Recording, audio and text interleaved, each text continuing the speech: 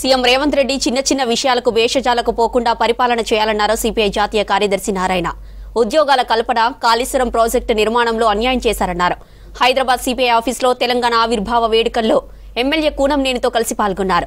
జాతీయ జెండా ఆవిష్కరించారు.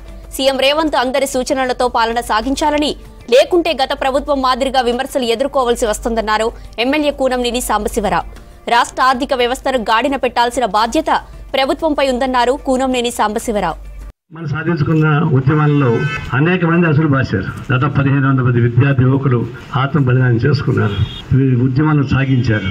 గిరిజన ప్రాంతం అనుకొని యూనివర్సిటీ స్థానం దాకా ఆందోళన సాగించి మా కొడుకులు మాకు కావాలి, మా పాలన మాకు కావాలి, మా నీళ్లు మాకు కావాలని చెప్పేసి నినాదం వచ్చింది. దాని ప్రకారం టీఆర్ఎస్ ప్రభుత్వం అధికారంలోకి వచ్చింది.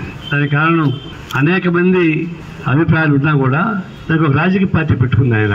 దాని చుట్టూ అందరం తిరిగాం. చివరికి ప్యాషన్ తోటి ఆయనకే పోయింది. ఎన్నికల్లో మళ్ళీ ఆయన గెలిచాడు. అంటే ఎందుకు గెలిచాడు? ఇది కేవలం కేసీఆర్ వచ్చాడు కాబట్టి వచ్చింది కాదు. 56 నుంచి కూడా తెలంగాణ ప్రాంతంలో ప్రజానీకానికి ఒక బీజం, మా రాష్ట్రం మాకు కావాల్సినటువంటి బీజం ఉంది. అది పెరిగి పెరిగి పెరిగి పెద్ద అయింది. దానికి చివరికి ఒక స్టేజ్ పొలిటికల్గా రాజకీయ తీర్మానం చేయాల్సి వచ్చింది. అంత కష్టపడి సాధించుకున్నటువంటి రాష్ట్రాన్ని కేసీఆర్ దాన్ని దృష్టిలో పెట్టుకుని పరిపాలించినట్టే ఒక ప్రజాస్వామ్య పద్ధతుల్లో పాజిటివ్ గుణంతో శేషుడు ఏ ప్రజాస్వామ్య ఉద్యమం ద్వారా అయితే ఉద్యమం వచ్చిందో దాని నుంచి తెలంగాణ సాధించుకున్నామో దాన్ని గుర్తుపెట్టుకుని పరిపాలించుంటే ఆయనే శాశ్వత ముఖ్యమంత్రి ఉండేవాడు. కానీ ఆయన మొత్తం మర్చిపోయాడు. ఏరు దాటి ఎంతవరకు ఏరుల మల్లన్నా, ఏరు దాటాక బోడి మల్లన్నా అని చెప్పేసి తెలంగాణ ప్రజల్ని అవమానం చేశాడు. ఎంత అవమానం చేశాడంటే 17 మంది క్యాబినెట్లు ఉంటే దానిలో 12 మంది తెలంగాణ ఉద్యమాన్ని వ్యతిరేకించిన వాళ్ళే.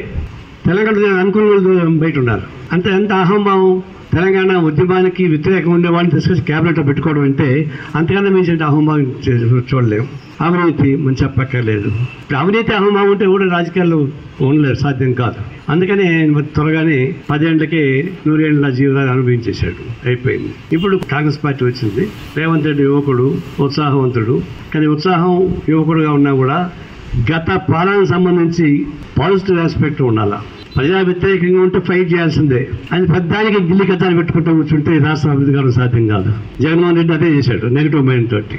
దాన్ని రిపీట్ కాకుండా జాగ్రత్త చూసుకోవాల్సిన అవసరం ఉంది. ఈ రాష్ట్ర అభివృద్ధి కోసం అందరినీ కలుపుకొని పనిచేయండి. కేసీఆర్ ఎవరిని కలుపుకోకుండా పనిచేశాడు, సచివాలయం రాకుండా చేశాడు. కాబట్టి ఆయన అనుభవిస్తున్నాడు.